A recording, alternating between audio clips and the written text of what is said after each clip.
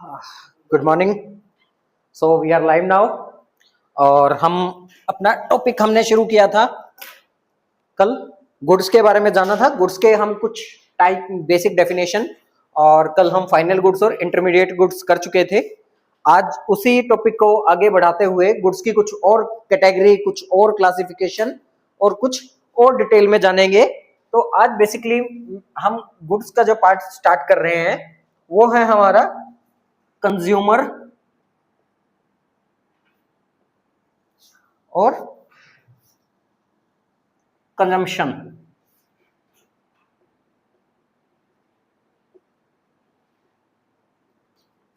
उपभोक्ता या उपभोग वस्तुएं। ये भी गुड्स के प्रकार है? नहीं, कल हमने जो गुड्स के प्रकार करे थे उसमें दो मेन क्लासिफाइड करा था। एक था हमारा फाइनल एंड इंटरमीडिएट, दूसरा था कंज्यूमर और कैपिटल गुड्स। कल ये दो कर लिए थे, ये वाला पार्ट हो चुका था हमारा। आज इसका कंज्यूमर या कंजम्पशन गुड्स। कंज्यूमर गुड्स को ही हम कंजम्पशन गुड्स भी कहते हैं। नाम से ही पता लग रहा है क्यों बोल रहे हैं कि कंज्यूम यानी कि उपभोग करने वाली, और उपभोग कौन करेगा? इसके लिए बेसिक जो सेक्टर है हाउस होल्ड सेक्टर इसके लिए रिस्पॉन्सिबल होता है। इन सेक्टर्स को आगे आने वाले टॉपिक में हम कवर करेंगे। प्रोडक्शन सेक्टर क्या है और हाउस होल्ड सेक्टर क्या है। तो अभी उपभोग वस्तुओं के बारे में हम बात कर रहे हैं कि उपभोक्ता या उपभोग वस्तुएं कौन सी होती हैं। तो सबसे पहले अगर हम इनके आम डेफिनेशन की बात करें तो यहीं से नाम से ही हमें क्लियर हो जाएगा कि इनके अंदर कौन सी एबिलिटी होगी। एबिलिटी टू सेटिस्फाई ह्यूमन या कंज्यूमर नीड।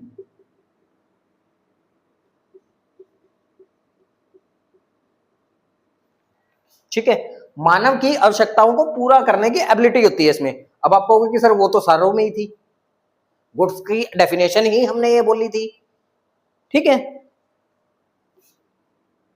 तो इसमें एक चीज और हम ऐड कर लेते हैं, ability to satisfy the human needs after being consumption.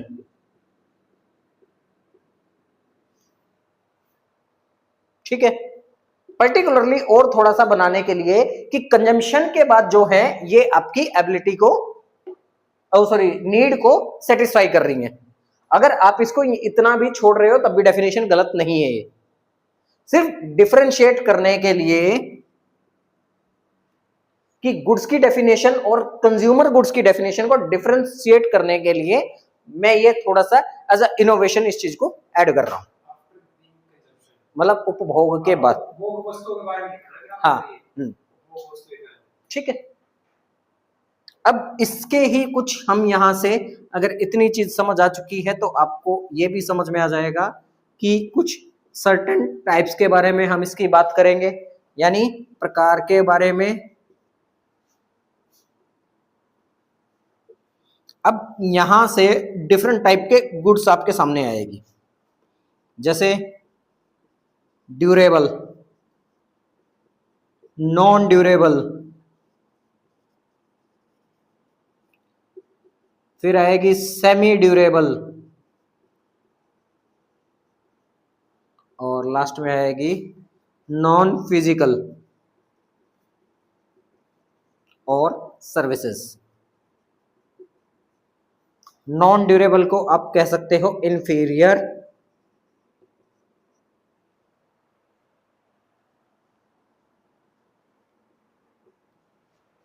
ठीक।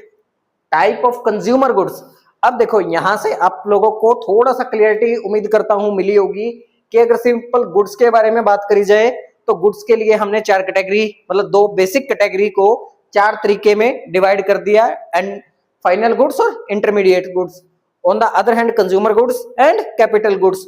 अब उसमें आगे फर्दर सब कैटेगरी में हमने देखा जो फाइनल गुड्स थी वो कौन कौन सी थी। एक कंज्यूमर फाइनल गुड्स थी और एक दूसरी कौन सी थी, प्रोड्यूसर फाइनल गुड्स थी। कल वाला थोड़ा सा रिकॉल कर लो। जो प्रोड्यूसर के लिए यूज करने वाली, जैसे कि रॉ मटेरियल जो यूज कर रहा है,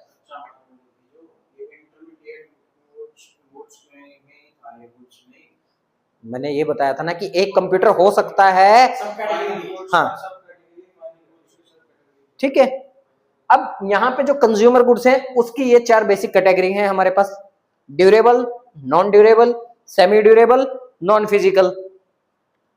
हिंदी में वैसे ड्यूरेबल और नॉन ड्यूरेबल लिख लोगे तो ज्यादा अच्छा रहेगा, क्योंकि मुझे पर्टिकुलर जो क्लिष्ट हिंदी है इसकी वो मुझे भी नहीं पता क्या होती है। अब मैं कुछ अपने एंड से गूगल से ट्रांसलेट करके बताऊं और हो सकता है वो पेपर में ना यूज होती हो। तो durable, non durable, semi durable और नॉन फिजिकल, यही आप इनको लिख सकते हो। ड्यूरेबल की पहचान क्या होती है? इनकी लॉन्ग एज होती है। नॉन ड्यूरेबल की यूज एंड थ्रो कह सकते हो, और very short shelf life. Semi durable की within a year, approximate है ये वैल्यू सारी, ऐसा नहीं है कि भाई एक ही साल होगी, अप्रोक्सीमेट करके बात करें, चले तो चांद तक, ना चले तो रात तक।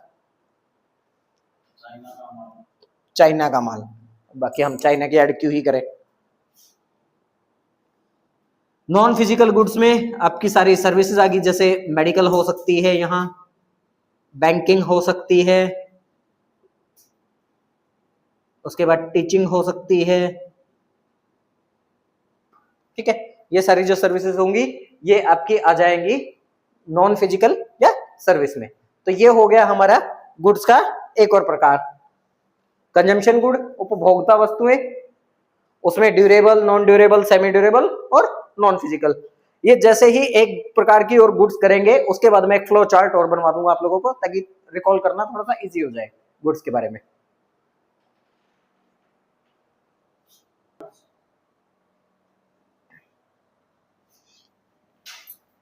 इसके बाद है कैपिटल गुड्स।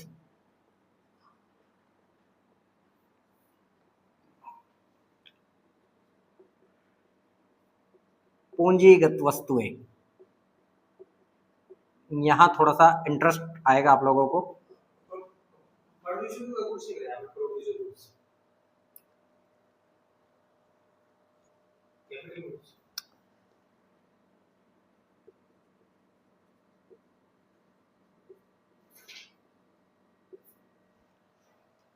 कैपिटल गुड्स और प्रोड्यूसर गुड्स।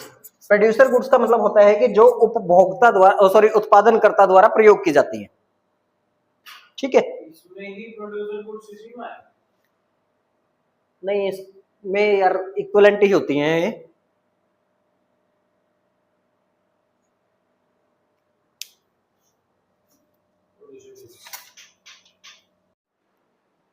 तो बात कर रहे हैं हम सेकंड टाइप गुड की, capital goods and producer goods.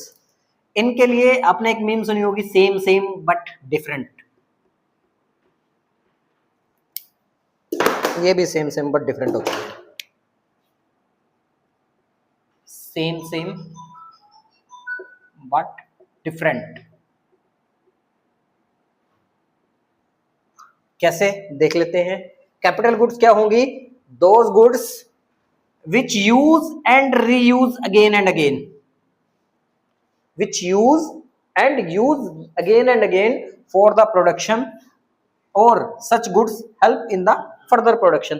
मतलब कि ऐसी वस्तुएं जिनका हम बार बार प्रयोग कर सकते हैं उत्पादन के लिए, या वो उत्पादन में, फर्दर उत्पादन में आपकी सहायता करती हैं, तो ऐसी गुड्स को हम कहते हैं कैपिटल गुड्स। जैसे फॉर एग्जांपल के लिए आप ले सकते हो यहाँ पे आपके जितने भी फिक्स्ड एसेट्स हैं, लाइक प्लांट, मशीनरी, उसके बाद आपका और कुछ आगे लगा लो कंप्यूटर, फर्नीचर एटसेट्रा। ये सारे जो हैं आपने एक बार खरीदे हैं, ये एक बार पैसा इन पे इन्वेस्ट करा है, और इनकी एक लॉन्ग शेल्फ लाइफ है, यानी कि ड्यूरेबल है ये, और एक लंबे समय तक आपके प्रोडक्शन में हेल्प करेंगे। लाइक आपने देखो मशीनरी ली है तो क्यों ली है? सजा के रखने के लिए तो ली नहीं है आपने, ली तो प्रोडक्शन करने के लिए नहीं है, है ना। तो ऐसा तो नहीं है कि एक बार यूज करने के बाद, एक बार प्रोडक्शन करने के बाद मशीनरी खत्म हो जाएगी। Machinery is a long life process, उसकी एक शेल्फ लाइफ है 10 साल की, 15 साल की, 20 साल की, जिसको हम आगे फर्दर डेप्रिसिएशन में भी पढ़ेंगे कि कैसे सेल्फ लाइफ को डेप्रिशिएट किया जाता है मशीन और प्लांट की। ऐसे ही प्लांट है अपने, ऐसा तो है नहीं कि एक दिन के लिए प्लांट लगाया है, एक लंबे टाइम का बिजनेस रन करने के लिए ही तो प्लांट लगाया आपने। फर्नीचर जो खरीदा है, ऐसा नहीं है कि आज बैठे और कल बेच देंगे फर्नीचर, फर्नीचर भी लंबे टाइम के लिए यूज करने के लिए लिया है आपने। तो ऐसे गुड्स को हम कहते हैं कैपिटल गुड्स। बात करें प्रोड्यूसर गुड्स की, प्रोड्यूसर गुड्स क्या है? Producer goods are which goods help in production only for once, यानी एक बार प्रयोग होंगी, और can transform into final goods from raw material, मतलब एक बार इनको ट्रांसफॉर्म किया जा सकता है कच्चे माल से अंतिम वस्तुओं में। जैसे फॉर एग्जांपल रॉ मटेरियल हो गया आपका कोई भी, कॉटन हो गया, वुड हो गई आपकी, ठीक है। यहां से क्या है, रॉ मटेरियल को एक बार यूज कर लिया, उसको फाइनल गुड्स में कन्वर्ट कर दिया, तो क्या उस फाइनल गुड्स को दोबारा से आप रॉ मटेरियल में यूज कर सकते हो? कॉटन से आपने यूज करके थ्रेड बनाया, थ्रेड से आपने कपड़ा बनाया, क्या कपड़े से दोबारा कॉटन बना सकते हो? और क्या वो कॉटन दोबारा रीयूज कर सकते हो? जो कॉटन यूज कर लिया उसी से बात हो रही है कि जिससे कपड़ा बन चुका है उससे ही दोबारा कॉटन बनाना। ये मत कहना कि सर कॉटन तो मेरे पास और भी था, मैं उसको आगे बार बार यूज कर सकता हूं कॉटन को। जो लकड़ी, एक पर्टिकुलर लकड़ी है, अपने 1 केजी लकड़ी, 2 किलो लकड़ी या 1 टन 200 टन लकड़ी से आपने फर्नीचर बना दिया, फर्नीचर बनने के बाद आपका सोफा बन गया, बेड बन गया, क्या उस बेड से दोबारा वही लकड़ी बना सकते हो आप उसी रूप में जिस मूल रूप में वो थी ट्रांसफॉर्मेशन से पहले? तो नहीं हो सकता। तो इसीलिए इनको प्रोड्यूसर गुड्स कहते हैं, क्योंकि ये एक बार यूज होती हैं। तो साइमल्टेनियसली हम इन दोनों को एक जैसा मानते हैं, आइडेंटिकल मानते हैं कि प्रोड्यूसर गुड और कैपिटल गुड्स एक जैसी होंगी, तो इसलिए इनको सेम सेम बट डिफरेंट लिखा जाता है। अब यहीं से एक कॉन्सेप्ट खड़ा होता है हमारा कि ऑल प्रोड्यूसर गुड्स क्या कैपिटल गुड्स हैं? All capital goods are producer goods, मतलब सभी जो पूंजीगत वस्तुएं हैं वो उपभोक्ता के पास यूज होने वाली हैं, बट क्या all producer goods are capital goods? ठीक है, तो इसका आंसर इसी क्वेश्चन में छुपा हुआ है कि हाँ, सारी जो उपभोक्ता वस्तुएं पूंजीगत वस्तुएं हैं वो उपभोक्ता वस्तुएं होंगी, लेकिन सारी उपभोक्ता वस्तुएं पूंजीगत वस्तुएं नहीं हो सकती। क्यों नहीं हो सकती? क्योंकि इनके नंबर ऑफ यूज के ऊपर डिपेंड करता है कि किसकी शेल्फ लाइफ ज्यादा है, किसको आप नंबर ऑफ टाइम यूज कर सकते हो और किसको सिंगल टाइम या ट्वाइस एक बार यूज किया जा सकता है और उसके बाद वो एंड हो जाएंगी। ठीक है, यहां पे हमारा गुड्स का हो जाता है टॉपिक खत्म। इसका एक जल्दी से एक क्विक फ्लो चार्ट हम बना देते हैं गुड्स के बारे में। ठीक है, गुड्स का एक फ्लो चार्ट बना लेते हैं जल्दी से।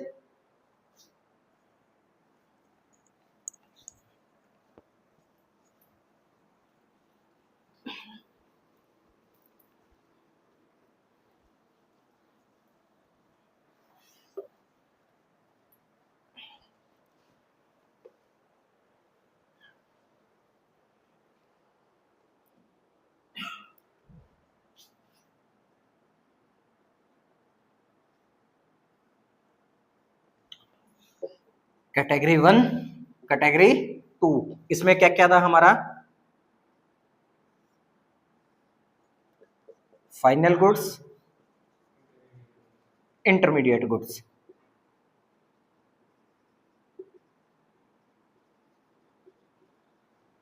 कैटेगरी 2 में क्या था हमारा?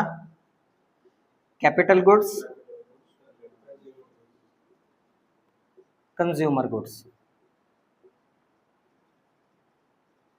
फर्दर आ जाओ, फाइनल में और क्या दो कैटेगरी थी आपकी? फाइनल कंज्यूमर गुड्स और फाइनल प्रोड्यूसर गुड्स। इंटरमीडिएट की कोई सब कैटेगरी नहीं थी। कैपिटल गुड्स की आपका, इसको कैपिटल गुड्स का एक इक्विवेलेंट ले लेते हैं हम, इसको प्रोड्यूसर गुड्स भी कह सकते हैं। ठीक है, अब प्रोड्यूसर गुड्स में यहां से दो कैटेगरी निकल सकती हैं, वन टाइम यूज और फिक्स्ड एसेट्स, यानी अगेन एंड अगेन वाले। उसके बाद कंज्यूमर गुड्स की हमने कुछ फर्दर कैटेगरी पढ़ी थी, जैसे durable, non durable, semi durable and non physical. ठीक है, ये गुड्स का एक क्विक रिकैप था। अब यहां से अगर आपसे पूछा जाता है कैटेगरी कितनी है गुड्स की, तो दो कैटेगरी है जी बेसिकली, इंटरमीडिएट और फाइनल गुड्स की एक कैटेगरी है, कैपिटल और कंज्यूमर गुड्स की एक कैटेगरी है। अगर पूछा जाए टाइप ऑफ गुड्स क्या है, तो टाइप ऑफ गुड्स में आप बताओगे फाइनल कंज्यूमर गुड्स भी होती है, फाइनल प्रोड्यूसर गुड्स भी होती है, उसके बाद durable, non durable, semi durable और नॉन फिजिकल गुड्स भी होती है। ठीक है, तो ये हमारा गुड्स के बारे में हो गया एक छोटा सा क्विक फ्लो चार्ट और क्विक रिकैप। इसमें ही अब आगे बढ़ते हैं, हमारा नेक्स्ट टॉपिक है इनकम फंक्शन।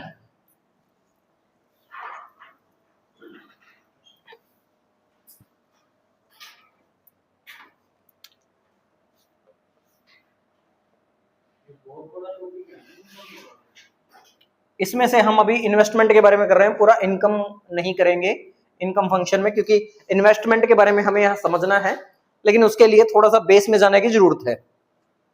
चाहता तो मैं डायरेक्ट इन्वेस्टमेंट भी स्टार्ट कर सकता था, लेकिन जब तक आपको ये नहीं पता लगेगा कि इन्वेस्टमेंट डिराइव कहां से हुआ है, तो इन्वेस्टमेंट को समझना थोड़ा मुश्किल हो जाएगा। देखो, अगर मैं लिखता हूं इनकम यानी कि आय, और इससे पूछा जाए कि बताओ इस आय को आप क्या क्या कर सकते हो, कहां कहां खर्च कर सकते हो, या और क्या कर सकते हो, या माँ बाप की भाषा में कहें कहां कहां आग लगा सकते हो इस पैसे के साथ, तो हम कहेंगे जी पहली बात तो हम क्या कर सकते हैं, अपने ऊपर खर्च कर सकते हैं। तो हो गया जी खर्च पहला, यानी एक्सपेंडिचर कर सकते हैं। और क्या कर सकते हैं, बोला जी हमें 100 रुपए मान लो मिले थे, 100 रुपए में से हमने क्या बोलते हैं 25 रुपए खर्च कर दिए। चलो 25 नहीं, क्योंकि हम थोड़े से ज्यादा खर्चीले हैं, तो हमने मान लो 60 रुपए खर्च कर दिए जी। चलो भाई ठीक है, 60 रुपए खर्च कर दिए। अब बताओ 40 रुपए बचे हुए, 40 रुपए का क्या करोगे अभी खर्च करने के लिए। बोला जी उससे किसी दोस्त ने, किसी मेरे शुभ चिंतक ने मेरे को कहा, बोला भाई कुछ बचा भी लिया करो, काम आएगा भविष्य के लिए। बोला मैंने उसकी बात मान के जी सोचा चलो बचा लूं, मैंने 25 रुपए बचा भी लिए जी। ठीक है, अब मेरे पास 15 रुपए और बच रहे थे जी। अब मैं सोच रहा था क्या करूं क्या करूं, खर्च तो पहले ही बहुत ज्यादा कर दिया था। फिर एक किसी दोस्त ने कहा जी आप जैसा था कोई इकोनॉमिस्ट, बोला एक काम कर भाई जो 15 रुपए बच रहे हैं उसको इन्वेस्ट कर दे, यानी निवेश कर दे। मैंने पूछा भाई ठीक है इससे क्या होगा, तो उस बंदे ने मुझे एक कहानी बताई कि भाई निवेश से क्या होगा, वो कहानी मैं आप लोगों को बता रहा हूं उससे क्या होगा। ठीक है, तो यहीं से हमारा कॉन्सेप्ट जो निकलता है इन्वेस्टमेंट।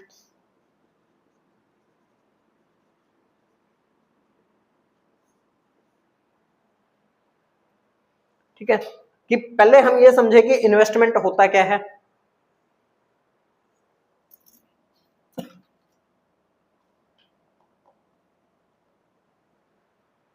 आपके हिसाब से क्या होगा इन्वेस्टमेंट, आप क्या सोचते हो इन्वेस्टमेंट के बारे में।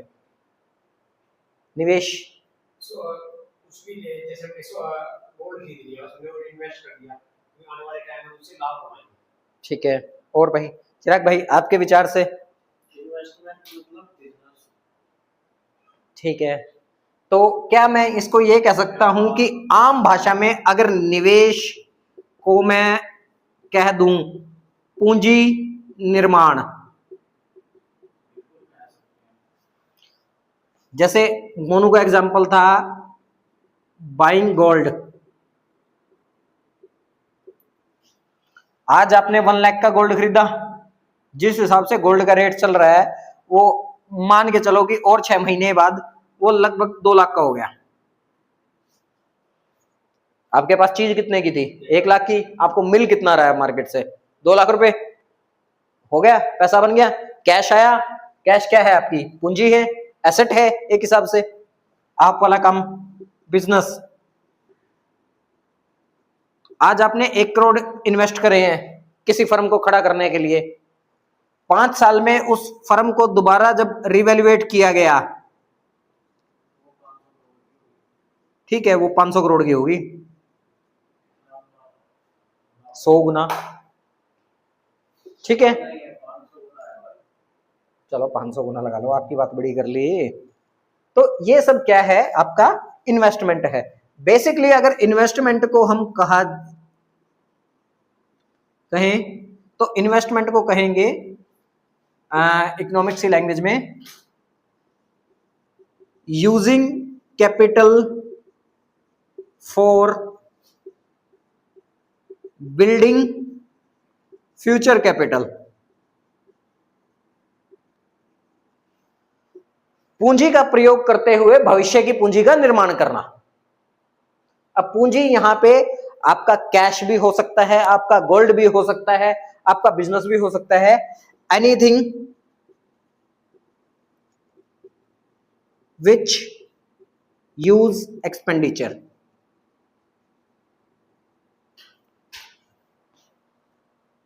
कैसे, वो भी समझ लो। मान लो आपने 1 लाख का गोल्ड खरीदा था मोनू भाई, 1 लाख रुपए तो आपने आय से खर्च करे होंगे ना। जो फर्स्ट फेज है वो तो एक्सपेंडिचर में गया ही होगा आपका।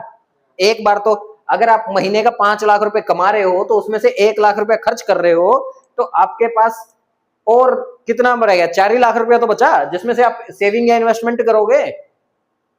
तो 1 लाख तो आपने खर्च कर दिया, लेकिन ये जो 1 लाख खर्च करा आपने, ये जाके फ्यूचर में आपका काम आएगा। देखो अब इस इक्वेशन को थोड़ा सा ध्यान से देखना, इसको हम इकोनॉमिक्स में लिखते हैं y is equal to C plus S.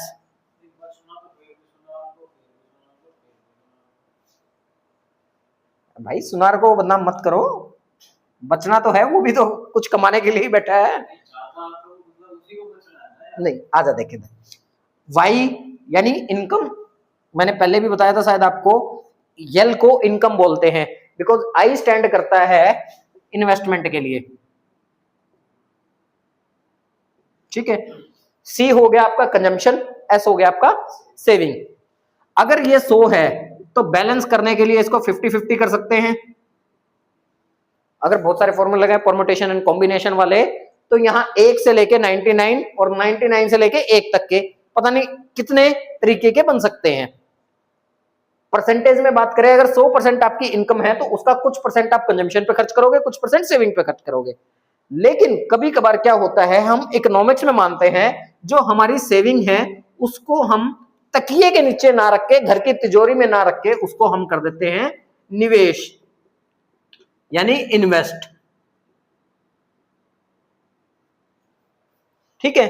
तो यहां से हमारी एक इक्वेशन और बन जाती है, C is equal sorry y is equal to C plus I, ठीक है। ऐसी कंडीशन में S is equal to I. आगे जाके अगर इकोनॉमिक्स एकेडमिक में जाते हो आप, ग्रेजुएशन पोस्ट ग्रेजुएशन में, एक SLM मॉडल भी होता है इसका, और कंजम्पशन फंक्शन जब हम पढ़ते हैं तो उसमें बड़ा यूज होती है, एग्रीगेट डिमांड और सप्लाई के concept.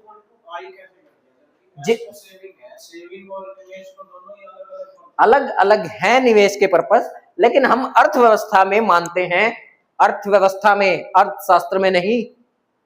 We are consider it as economy, not economics. जो सेविंग हमने करी है उसको हमने तकिए के नीचे नहीं रखा, घर की तिजोरी में नहीं रखा, उसको हमने इन्वेस्ट करा ताकि हम फर्दर क्या कर सकते हैं, उस कैपिटल से फ्यूचर कैपिटल क्रिएट कर सकते हैं,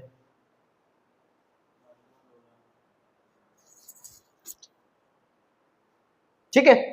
उस सेविंग जो हमने करी उसको हमने आगे फर्दर इन्वेस्ट कर दिया, जिससे हम और पैसा कमा सकें। एक प्रैक्टिकल इन्वेस्टमेंट का मतलब सिर्फ ये थोड़ी ना कि पैसा बचेगा, लॉस भी तो हो सकता है। बिजनेस है, आप चल रहे, आप बाइक लेके चल रहे हो, ऐसा थोड़ी है कि आप मंजिल पे पहुंचोगे, ये भी तो सकते हो। लेकिन जब आप बाइक लेके निकलते हो तो कितने परसेंट ये सोचे चलते हो कि आज मैं एक्सीडेंट करूंगा अपना?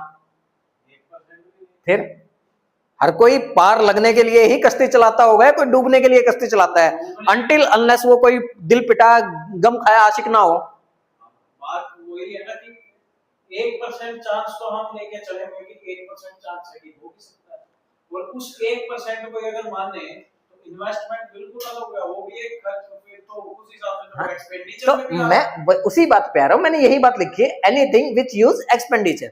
मैं उसी बात पे आ रहा हूं आपकी कि स्टार्टिंग में जो इन्वेस्टमेंट है वो पार्ट होता है खर्च का ही, क्योंकि पैसा तो हमारे पास बचा ही नहीं ना, हाथ में तो है ही नहीं, हमने तो एक लॉन्ग टाइम के लिए ब्लॉक कर दिया पैसा, उससे आने वाले टाइम में रिटर्न मिलेगा, इसीलिए उसको इन्वेस्टमेंट को कई जगह हम इन्वेस्टमेंट एक्सपेंडिचर भी बोलते हैं।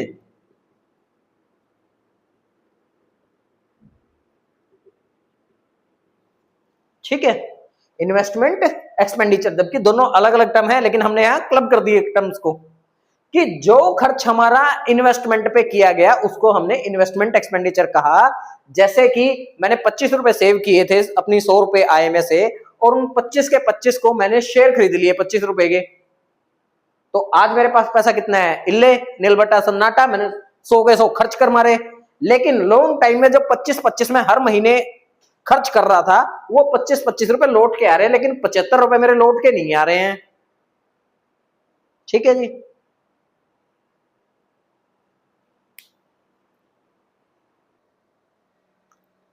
तो यहां से हम क्या कह सकते हैं, इन्वेस्टमेंट आई जो है वो क्या हो जाएगा, चेंज इन के स्टैंड फॉर कैपिटल। अब फिर कहोगे कि कैपिटल सी से क्यों नहीं लिखा, क्योंकि हम ऑलरेडी कंजम्पशन को सी से लिख चुके हैं। Consumption equal to c, I equal to investment, y equal to income. ठीक है, तो यहां से फॉर्मूला इन्वेस्टमेंट का क्या बनता है, change in capital, I is equal to change in capital. अब चेंज इन कैपिटल क्या हो सकता है, आपके पास रॉ मटेरियल हो सकता है,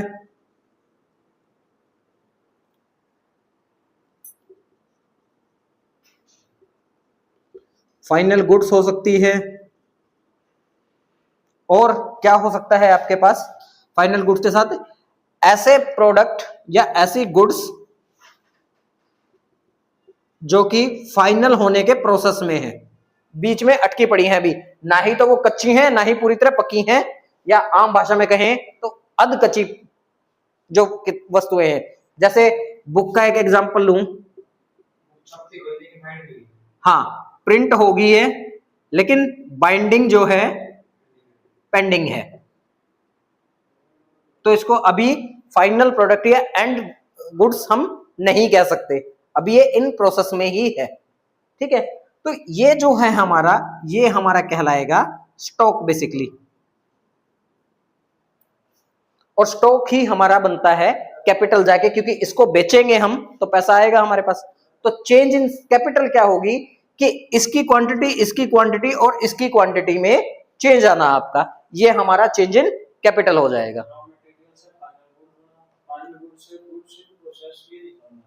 अरे ये कहा अलग अलग है, ये सारे तीनों चीजें। चेंज इन कैपिटल मतलब आपके पास, आप कोई चीज मैन्युफैक्चर कर रहे हो तो उसका रॉ मटेरियल आपके पास होगा, कुछ फाइनल गुड्स भी पड़ी होंगी, और कुछ ऐसे गुड्स भी होंगे जो प्रोसेस में पड़ी हैं, अभी फाइनल नहीं हुई है। तो इनमें जैसे जैसे जो भी परिवर्तन आएगा, मान लो ये 5 लाख का था आपका, ये 15 लाख की थी, और ये जो अभी गुड्स बन गई ये 3 लाख की थी, फाइनल होके ये कुछ भी अमाउंट बनेगा, इनकी वैल्यूएशन ये है। तो इस समय आपके पास टोटल स्टॉक कितना पड़ा है, या टोटल कैपिटल कितनी होगी, 23 लाख रुपए की, 23 लाख रुपए की कैपिटल होगी। अब इस जब 23 लाख रुपए को आप फाइनल कर लोगे, 23 लाख का जब आप सामान बेचोगे, सामान मार्केट में बेचेगा, तो 30 लाख रुपए का बिका सामान आपका, 23 का बनाया आपने, 30 का बेच दिया, 7 लाख रुपए प्रॉफिट नहीं आ गया आपका, तो चेंज इन कैपिटल हो गया। अब तो इन्वेस्टमेंट कितना था आपका, 23 लाख रुपए का था ना सारा, 23 लाख से 30 लाख बना लिया, तो ये इन्वेस्टमेंट का पार्ट था। अब यहां से जो इन्वेस्टमेंट है हमारा, 2 टाइप का होता है इन्वेस्टमेंट, एक होता है ग्रॉस इन्वेस्टमेंट और एक होता है नेट इन्वेस्टमेंट। दोनों के बीच में जो ग्रॉस और नेट इन्वेस्टमेंट के बीच में डिफरेंस है वो है आपका डेप्रिसिएशन का, यानी मूल्यह्रास।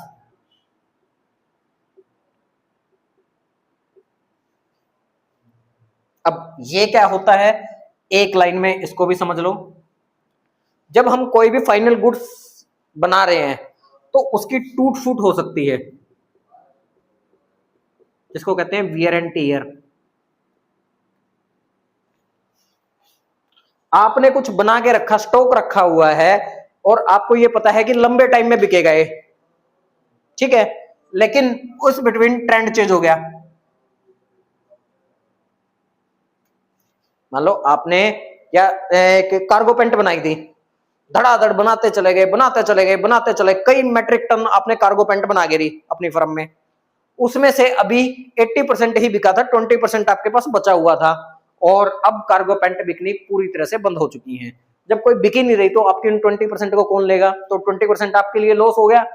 तो जो लॉस है, लेकिन लॉस नहीं है वो, एक्चुअल में क्या है, आप 80% तो बेच चुके थे ना, उस 80% का जो बनाया आपकी कॉस्ट, मेकिंग कॉस्ट कुछ और होगी, वो आपने बेची प्रॉफिट पे है, तो उस प्रॉफिट से ही जो 20% बचा है उसको एडजस्ट करोगे, जिसको हमने कहा डेप्रिसिएशन। और क्या हो सकता है इससे अलग, आपकी फर्म से मार्केट गई कोई चीज, गाड़ी एक्सीडेंट हो गया, बहुत सारी क्वांटिटी खिंड गई, रोड पे फैल गई, टूट गई, चोरी होगी, आपने फर्म से भेजी थी 100 यूनिट, मार्केट पहुंचते पहुंचते वो बची हैं 85 यूनिट ही, तो ये भी डेप्रिसिएशन है। और इसका भी एक प्रोविजन बनाया जाता है हर बिजनेस के अंदर। जब आप कोई मशीनरी लेते हो, कोई फर्नीचर लेते हो, क्योंकि एक टाइम के बाद वो पुराना होगा ही होगा, उसकी कुछ वैल्यू आपको कम करते रहना पड़ता है साल दर साल। क्योंकि अगर बिजनेस में मान लो आपने एक बार नई मशीन ले ली, अब मशीन तो प्रोडक्शन में घिसेगी ही घिसेगी, और 10 साल बाद वो मशीनरी दोबारा से लेनी पड़ेगी, आपकी तो सारी कमाई इसमें चली जाएगी। तो हर प्रोडक्शन यूनिट के साथ, मतलब जितनी भी आप एक बार में यूनिट का टारगेट रख रखा है आपने, मान लो जैसे इस मशीन ने 100 यूनिट पर डे की बनाती है, तो उस 100 यूनिट का जो भी आप मार्केट प्राइस निकालोगे, बेचने का जो भी प्राइस निकालोगे, तो उसमें कहीं ना कहीं उसकी मशीन की डेप्रिसिएशन भी इंक्लूड करोगे कि इतना प्रोडक्शन करने के बाद इसकी वैल्यू इतनी रहेगी है, ठीक है। तो ये हमारा डेप्रिसिएशन होता है, कांसेप्ट ऑफ डेप्रिसिएशन। डेप्रिसिएशन समझना इसलिए भी जरूरी है क्योंकि आने वाले नेशनल इनकम में डेप्रिसिएशन बहुत यूज होने वाली है, ठीक है। आज के लिए चैप्टर को यहीं पॉज कर रहे हैं। अब इस चैप्टर में हमारा थोड़ा सा और, क्योंकि हम ग्रेजुअली क्या कर रहे हैं, अभी तक हम इकोनॉमिक्स पढ़ रहे थे, इकोनॉमिक्स से धीरे धीरे अब हम इकोनॉमी में जा रहे हैं, अर्थशास्त्र से अर्थव्यवस्था की तरफ मूव कर रहे हैं हम। अब अर्थव्यवस्था में मूव करते करते हम बहुत सारी चीजें जो है प्रैक्टिकल इकोनॉमी से पढ़नी है, जिसमें हम आपका सर्कुलर फ्लो पढ़ेंगे, प्रोडक्शन फेजेस पढ़ेंगे, और इसके साथ पढ़ेंगे कि एक सेक्टर के कितने जो हैं, कितने तरीके के सेक्टर होते हैं किसी भी अर्थव्यवस्था के, यानी 2 सेक्टर इकोनॉमी, 3 सेक्टर इकोनॉमी और 4 सेक्टर इकोनॉमी। तो वो आने वाले वीडियो में हम कवर करेंगे। That's all for today. Video को लाइक कीजिए, सब्सक्राइब कीजिए, और अपने सभी साथियों तक जो इकोनॉमिक्स पढ़ रहे हैं, पढ़ा रहे हैं, जिनको जरूरत है, तो उन तक जरूर शेयर कीजिए।